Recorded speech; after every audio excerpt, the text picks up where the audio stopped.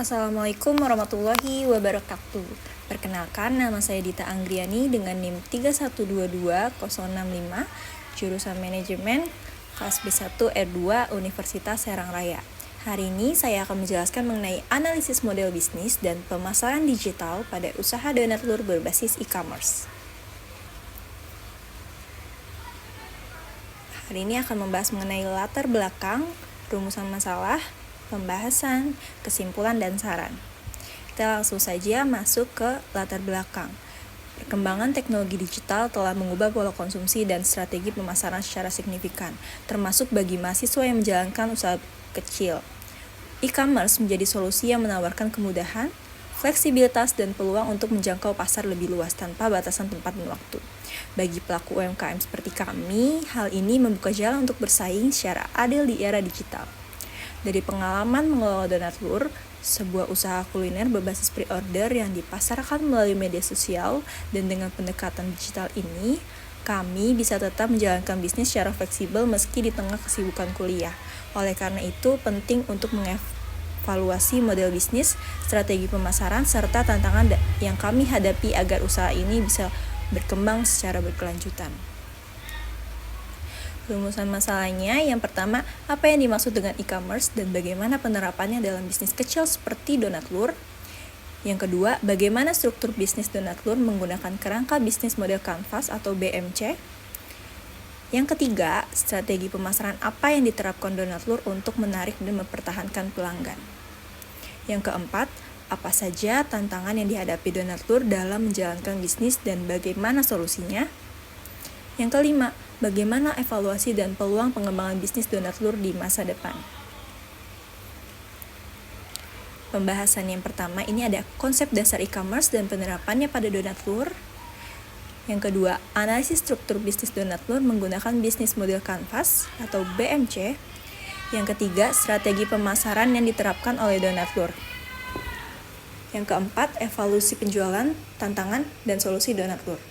Yang kelima, evaluasi bisnis dan strategi pengembangan donatur melalui analisis SWOT.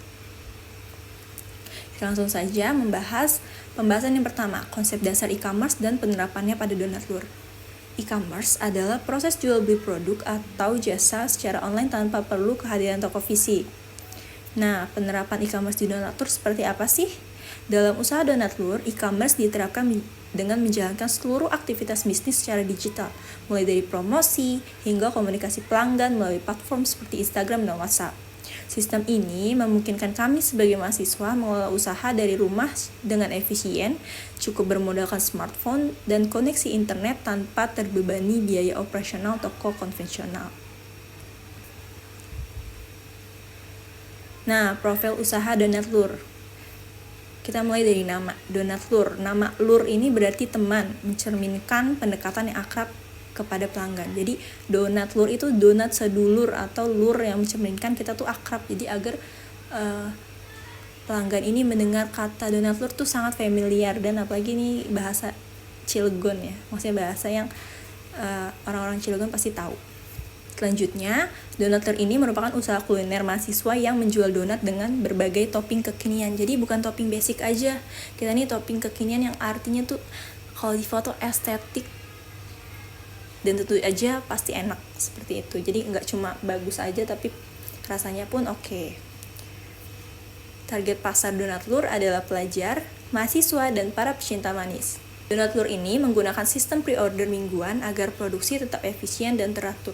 Jadi, kami atau saya dan teman-teman menggunakan sistem pre-order ini bermaksud karena kita kan kuliah terus sambil kerja, tapi ingin usaha ini tetap jalan sambil cari uang sampingan tapi tidak mengganggu kegiatan utama. Makanya, sistem pre-order mingguan ini kita terapkan agar setiap minggu kita tetap bisa menghasilkan namun tidak mengganggu kegiatan kami gitu.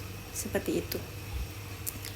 Selanjutnya, media sosial sebagai etalase dan komunikasi donatur. Jadi etalase kami itu menggunakan Instagram. Di sini ada gambar Instagram donatur. Jadi di sana kita memajang istilahnya ya, memajang foto dari donat-donat, dari rasanya ada apa aja, kemudian paketnya apa aja, seperti itu. Kemudian untuk komunikasi dengan pelanggan kita menggunakan WhatsApp. Jadi kita berkomunikasi pelanggan langsung melalui WhatsApp, bisa chat-chatan untuk pesan atau bertanya-tanya. Dan kita untuk mempromosikan ini melalui Instagram Story atau status WhatsApp. Pembahasan yang kedua, analisis struktur bisnis Donatlur menggunakan bisnis model Canvas. Yang pertama ini key partners. Key partners kita itu tentu saja supplier donat polos. Kenapa supplier donat polos? Karena ini untuk memudahkan kita berjualan. Jadi daripada dari awal kita ngadon, itu kan agak membutuhkan waktu dan tenaga ya. Jadi kita lebih memilih untuk mencari supplier donat polos. Kemudian toko bahan kue ini untuk membeli topping-topping dan lain-lain. Dan kurir lokal ini bisa dari tetangga, atau kalau misalkan agak sulit kita bisa menggunakan Maxim, Gojek atau Grab. Selanjutnya ada key activities. Yang pertama ada promosi digital. Tentu saja kita promosinya lewat digital dong, dari Instagram, WhatsApp. Ini kan sangat memudahkan karena promosi ini bisa dilakukan di mana aja. Mau sambil kerja, sambil main, kita tetap bisa promosi melalui update status di Instagram atau WhatsApp. Kemudian finishing topping. Jadi kegiatan yang kita lakukan karena tadi kita mesennya donat polos, jadi kita tinggal toppingin aja. Kemudian layanan pelanggan. Untuk chat-chat sama WhatsApp, chat-chat sama pelanggan melalui WhatsApp atau DM Instagram, itu merupakan kegiatan yang pasti kita lakukan karena itu salah satu sumber kita cari pelanggan lewat chat melalui WhatsApp dan Instagram, seperti itu. Selanjutnya key research. Tentu saja alat dapur, akun media sosial, koneksi internet. Kalau kita mau buka WhatsApp, Instagram pasti pakai koneksi internet. Kemudian kalau mau cari pelanggan lewat Instagram, tentu aja harus punya akunnya gitu. Jadi dari WhatsApp sama Instagram udah pasti kita harus punya akun media sosial. Alat dapur udah pasti karena kita kan ada kegiatan untuk nopingin donat polos tadi. Jadi seperti mangkok, piring, kuas, dan lain-lain. Selanjutnya value proposition. Jadi value apa sih yang didapat oleh pelanggan? Yang pertama ini ada topping kekinian. Jadi toppingnya nggak basic kayak penjual donat lain. Kita nih toppingnya itu estetik, bagus di foto. Kalau buat kado, buat graduation, ulang tahun, ini nggak, ibaratnya ya bagus lah untuk diberikan kepada orang lain. Kemudian sistem pre-order ini kesannya lebih membuat donat kita ini eksklusif karena bisa dipesan cuma seminggu sekali, nggak setiap hari ada. Jadi kalau kita pesan belum tentu teman kita bisa pesan di saat yang sama, seperti itu. Karena kita kan pesannya udah pesan dari hari-hari kemarin gitu, nggak bisa dipesan dadakan. Selanjutnya ini harga terjangkau. Tentu aja harganya affordable untuk mahasiswa, pelajar, karena nggak terlalu mahal. Walaupun visualnya sangat menarik, pasti orang mikir kayak ini kayaknya donat mahal deh, donat dari kafe, tapi enggak, ini donatnya terjangkau. Kemudian customer relationship. Kalau kita mau menjalin hubungan dengan pelanggan, tentu aja kita harus melayani dengan ramah, cepat tanggap, dan komunikatif. Maksudnya komunikatif tuh kalau pelanggan nanya A, kita nggak cuma jawab A, tapi kita kasih tahu A, B, C, D. Jadi customer itu semakin tertarik sama produk kita dan kemungkinan belinya itu lebih besar. Kemudian channelsnya ini dari Instagram, WhatsApp, mulut ke mulut. Jadi kayak dari tetangga atau dari teman kita cerita ke temennya mau beli, terus temennya lagi mau cerita lagi ke temennya, seperti itu. Jadi jangkauannya itu dari pelanggan yang puas, dari mulut ke mulut, bisa menghasilkan lebih banyak pelanggan lagi. Kemudian customer segmennya udah tentu pelajar, mahasiswa, pecinta manis, atau pengguna media sosial juga bisa. Selanjutnya ini ada revenue stream atau keuntungan yang kita dapat. Penghasilan ini dari penjualan box reguler tentu aja. Kita kan ada isi 6 atau isi 12. Kemudian ada bundling seperti bundling untuk ulang tahun atau promo dan lain-lain. Kemudian rencana reseller. Kalau ada yang mau reseller, kita sangat terbuka. Jadi bisa berdiskusi langsung dengan kami untuk membicarakan mengenai reseller. Harganya dapat berapa sih kalau reseller, dan promo apa yang misalkan reseller jual banyak keuntungannya apa, seperti itu. Yang terakhir ada cost structure, bahan baku tentu saja, kemudian kemasan, packaging, transportasi. Itu biaya, sebenarnya transportasi itu ditanggung sama pelanggan, tapi kalau misalkan kita adain promo, kita bisa support, seperti itu. Kemudian promosi, kita pasti punya budget untuk promosi, entah mau beli ads di Instagram atau di mana, itu menjadi cost structure kita. Yang pembahasan ketiga ini ada strategi pemasaran yang diterapkan oleh donatur. Yang pertama ini the buyer's journey. Jadi donatur ini memikirkan customer ini atau pelanggan experience-nya seperti apa sih. Jadi yang pertama kan harus aware ya, jadi harus tahu ini merek apa. Jadi yang pertama itu ada awareness, meningkatkan kesadaran merek melalui feed Instagram dan story interaktif.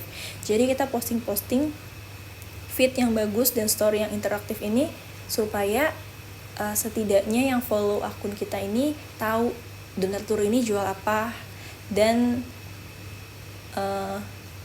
kita ini ada di mana, kayak gitu. Jadi udah tahu lah seenggaknya donatur ini yang di Serang ya, bukan, donatur itu di Cilegon, mungkin seperti itu. Jadi dia tahu donatur ini di Cilegon, jualnya jual donat dan bentuknya seperti apa. Yang kedua ini ada consideration, menampilkan testimoni, informasi PO dan cerita proses produksi. Terus ada decision atau mendorong pembelian dengan promo terbatas, kuota PO dan bonus topi. Kalau dia udah tahu PO-nya 1 minggu sekali, terus tiba-tiba pas di minggu itu ada promo, pasti lebih menekankan kayak beli sekarang aja kayaknya, beli nggak ya kayak gitu. Jadi kalau misalkan dia udah terdorong untuk urgency karena ini cuma ada minggu ini, jadi lebih cepat untuk memutuskan membeli produk kami. Selanjutnya ini ada funnel konten pemasaran. Ini sama sih sebenarnya. Jadi ada top of funnel, jadi konten ringan seperti kuis donat atau meme makanan. Jadi supaya kita lebih interaktif sama followers. Yang kedua ini ada middle of funnel. Jadi kontennya tuh berupa histori pemesanan, kayak ini nih minggu ini kita pesanan ada segini, terus proses finishing donatnya seperti apa, kemudian toppingnya, terus edukasi keunggulan produk. Jadi kenapa sih harus beli donat kita atau donat kami, donat ini sangat enak dan cantik. Selanjutnya ini ada bottom of funnel. Ini informasi PO-nya kapan, harganya gimana, batas waktu pemesanan, serta testimoni pembeli.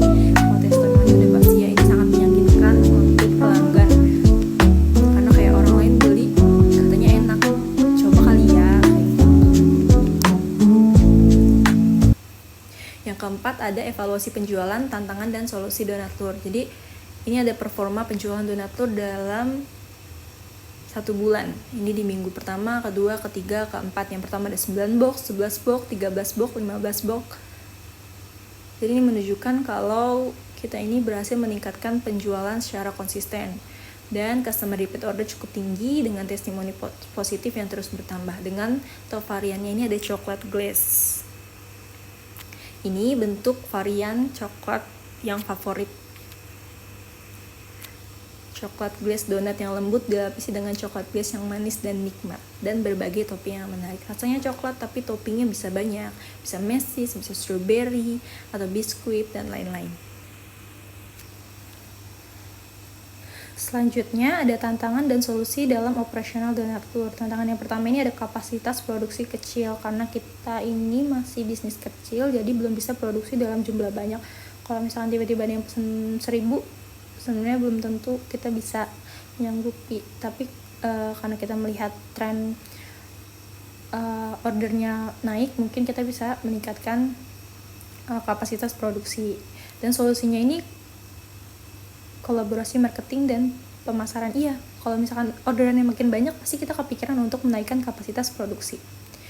Selanjutnya ada waktu dan waktu produksi terbatas. Mungkin karena kita kuliah sambil kerja, jadi waktu produksi ini tidak bisa kapan aja.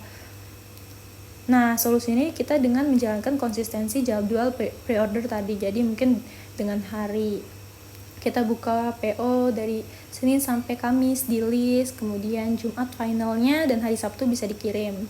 Kalau orang terbiasa dengan harinya itu aja, pasti bakal inget dan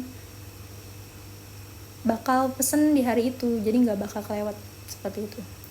Kemudian harga bahan baku struktural, jadi harga bahan baku kan bisa naik bisa turun, kadang toppingnya bisa jadi mahal sedangkan harga kita segini-gini aja. Nah, solusinya ini manajemen efisiensi bahan baku. Jadi bahan baku yang digunakan yang cepat habis, kita cepat beli juga di saat harganya masih stabil, seperti itu. Yang terakhir, ini ada evaluasi bisnis dan strategi pengembangan Donatlur melalui analisis SWOT. Yang pertama, SWOT-nya ini dari strength atau kekuatan. Kualitas kita bagus, kualitas premium, terus baru diproduksi, jadi nggak donat kemarin kita jual, nggak mungkin ya. Jadi karena kita sistem PO udah tahu yang mau dijual berapa, jadi kita ordernya berapa dan langsung dieksekusi saat itu juga atau saat akan pengiriman. Kemudian custom tampilan, bisa buat birthday, graduation, atau mau ucapin kata-kata minta maaf buat ke orang lain bisa. Selanjutnya ada weakness. Nih, kekurangannya itu keterbatasan waktu dan kapasitas produksi. Ini benar dan mungkin udah dijelaskan tadi, ada solusinya ya untuk keterbatasan waktu dan kapasitas produksi. Yang kedua ini jangkauan pemasaran yang belum luas. Betul, karena kita berdomisili Cilegon, mungkin kalau untuk pengiriman itu masih sekitar Cilegon, karena kalau terlalu jauh juga ongkirnya lebih mahal. Selanjutnya ada opportunities, kolaborasi lokal, bisa kolaborasi sama yang di Instagram kan ada Cilegon atau BCO gitu kan. Terus inovasi berbagai macam topping baru. Kalau ada tren makanan kita bisa beli untuk dijadikan menu baru seperti itu. Dan treats ini ancaman ya, mungkin pengaturan waktu produksi dan pengelolaan bahan baku. Ini waktu produksinya kita bisa aja terlalu sibuk sama kuliah kerja, jadi kita belum sempat produksi dan terhalang gitu. Selanjutnya pengelolaan bahan bakunya mungkin lagi mahal tapi kita udah terlanjur jual harga segitu, jadi itu salah satu resiko juga. Yang ini strategi pengembangan, bisa menetapkan jadwal PO. Misalkan PO-nya hari Jumat dikirim hari Sabtu, terus menjalin kolaborasi dengan UMKM lokal. Betul, kita bisa nitip mungkin kalau misalkan memang mau nitip ke warung-warung itu bisa. Menghadirkan topping edisi spesial, misalkan Christmas identik dengan merah atau merah putih, jadi bisa Christmas atau kemerdekaan juga bisa. Selanjutnya memperkuat branding, jadi semakin orang sering beli semakin orang dengar Donatlur, jadi branding kita bisa dari stiker di box donatnya atau mungkin bisa bikin flyer dan lain-lain. Ini ada dokumentasinya, ini Donatlur berbagai macam rasa, ada red velvet, matcha, coklat, tiramisu. Cantik ya bentuknya. Nah, dari pembahasan tadi, kesimpulan yang bisa diambil yang pertama ini, e-commerce adalah transaksi jual beli online tanpa toko fisik. Penerapan e-commerce dalam Donatlur dilakukan melalui sistem pre-order mingguan dan pemanfaatan media sosial seperti Instagram dan WhatsApp. Strategi ini memberikan efisiensi waktu dan biaya, sekaligus mempermudah komunikasi langsung dengan pelanggan tanpa memerlukan toko fisik. Yang kedua, Donatlur menggunakan bisnis model kanvas yang mencakup produk donat dengan topping unik, target pasar pelajar dan pekerja muda, serta pemasaran lewat Instagram dan WhatsApp. Produksi dilakukan secara pre-order mingguan dengan bahan baku dari supplier lokal, pendapatan berasal dari penjualan donat, sementara biaya utama meliputi bahan baku dan pemasaran digital. Model ini membantu Donatlur menjalankan bisnis dengan efisien dan terencana. Yang ketiga, strategi pemasaran digital diterapkan dengan pendekatan the buyer's journey dan content marketing funnel, menyesuaikan konten dengan tahap konsumen. Bahasa yang ringan dan personal digunakan untuk membangun kedekatan, sedangkan promosi dilakukan secara konsisten melalui status WhatsApp dan Instagram Story. Yang keempat, tantangan operasional yang dihadapi mencakup keterbatasan waktu, kapasitas produksi, dan pengelolaan stok bahan baku. Solusinya diberlakukan melalui penjadwalan produksi yang fleksibel, pembelian bahan baku berdasarkan pesanan, serta komunikasi aktif dengan pelanggan untuk memastikan kepuasan. Yang terakhir atau yang kelima, evaluasi dan peluang pengembangan usaha dilakukan melalui analisis SWOT. Hasilnya, Donatlur memiliki kekuatan pada keunikan produk dan pendekatan personal, serta peluang untuk berinovasi dan menjalin kolaborasi. Strategi ke depan meliputi konsistensi jadwal PO, inovasi topping, dan penggunaan sistem pre-order digital untuk mendukung pertumbuhan berkelanjutan. Nah, ini saran yang bisa diterapkan oleh Donatlur. Yang pertama itu mempertahankan konsistensi jadwal PO dan kualitas produk sebagai identitas usaha. Selanjutnya, perluasan jangkauan pemasaran secara perlahan dengan memanfaatkan fitur-fitur tambahan di media sosial seperti ads Instagram atau di Facebook mungkin. Yang ketiga ini ada jalan kolaborasi dengan pelaku usaha lokal lainnya, misalkan donat sama minuman. Selanjutnya ada lakukan inovasi produk secara musiman atau berkala agar pelanggan tetap tertarik dengan variasi baru. Ini benar yang tadi sudah saya jelaskan.